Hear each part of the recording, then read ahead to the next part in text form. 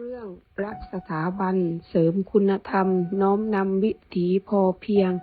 โรงเรียนบ้านตาชีบูรณาการสู่การเรียนการสอนในกลุ่มสาระต่างๆได้อย่างชัดเจนและเป็นรูปธรรมจัดกิจกรรมรักสถาบันเสริมคุณธรรมน้อมนำความพอเพียงให้นักเรียนทุกระดับชั้นได้เรียนรู้และร่วมกิจกรรมของโรงเรียนเช่นกิจกรรมหน้าเสาธงกิจกรรมร่วมพัฒนากิจกรรมดูแลสังคมกิจกรรมเอื้ออาทรกิจกรรมพัฒนาโรงเรียนกิจกรรมในการเรียนการสอนทุกกิจกรรม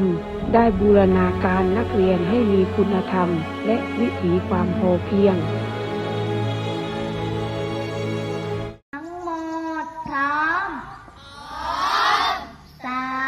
4เดี๋ยวหน้าสุดเอามือไว้ที่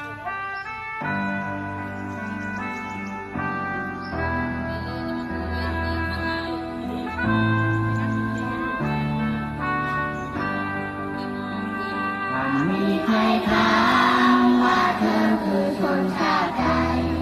หากคำตอบเธอคือไทยและหมายถึงชาติเดียวกัน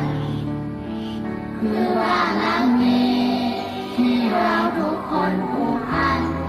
ย่อมมีหลายอย่างในบ้านที่ต้องช่วยกันดูแลจะเกิดชาติไหนเราก็คือไทยด้วยกันมีหลักให้เรายึดมั่นและนั่นก็คือเข้มแข็งจิตวิญญาณไทยอ่อนน้อมแต่ไม่อ่อนแอถอยได้แต่อย่ายอมแพ้ให้แก่อยุธธรรมลูกหลานเอ่ย3 สีบนพื้นไทยลงนั่นคือความหมายตรงๆยังคงเป็นเสาหลักธรรมให้ไทยเป็นไทยอย่าให้ใครมาครอบงำเสรีภาพไร้ความเหลื่อมล้ำย่อมก่อกำเนิดจากใจที่กล้าเป็นศัตรูคอร์รัปชันจงจำไว้เถิดลูกหลานนั่นคือมารแผ่นดินไทยศรัทธาความดีรักษามาที่กันไว้ก้าวให้ทันโลกยุคใหม่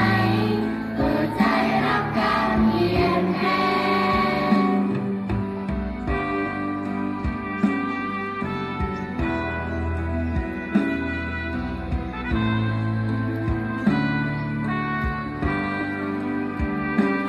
ลูกหลานเอ่ย3 สีบนพื้นไทยลง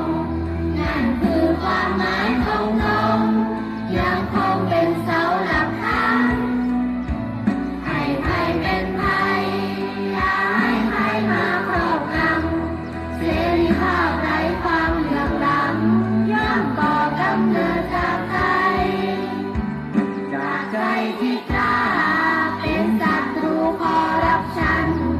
จงจำไว้เถิดลูกหลานนั่นคือมารแผ่นดินไทยศรัทธาความดีรักษามาที่กันไว้ก้าวให้ทันโลกยุคใหม่เปิดใจรับการเปลี่ยนแปลง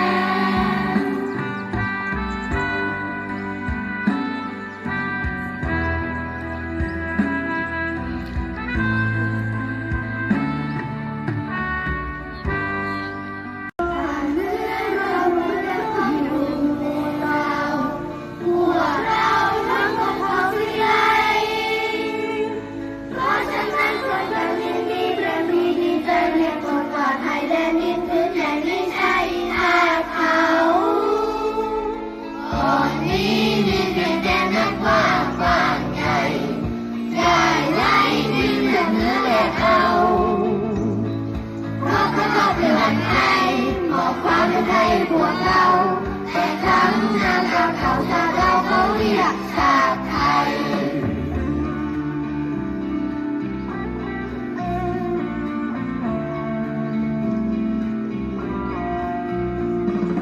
บ้านเมืองควรเรือนเรื่องให้ดังแต่ก่อน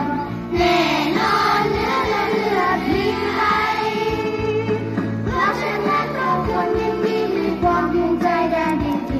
รวบรวมไว้ได้ฉันจะอยากเห็นอยากเห็นเธอผู้เรียนไม่อยากว่ากันก่อนนั้นเธอได้3%แม้เท่านั้นหัวใจช่วยกันร่วมให้โรงเรียนบัดนี้ไทยมีเป็นโรงเรียนสมสุขเรื่อยมา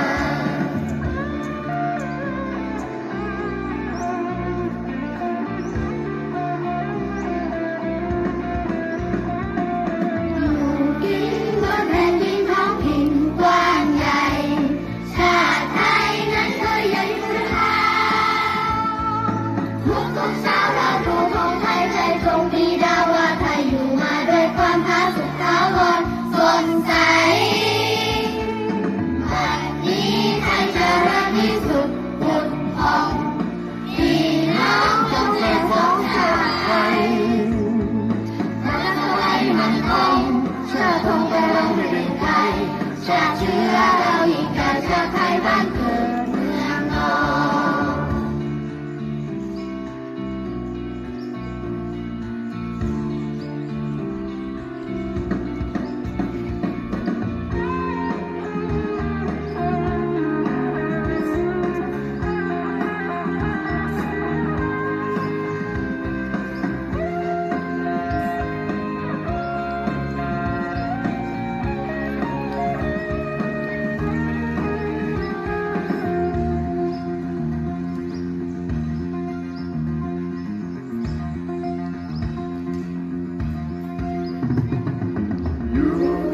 วันแผ่นดินร้างดิน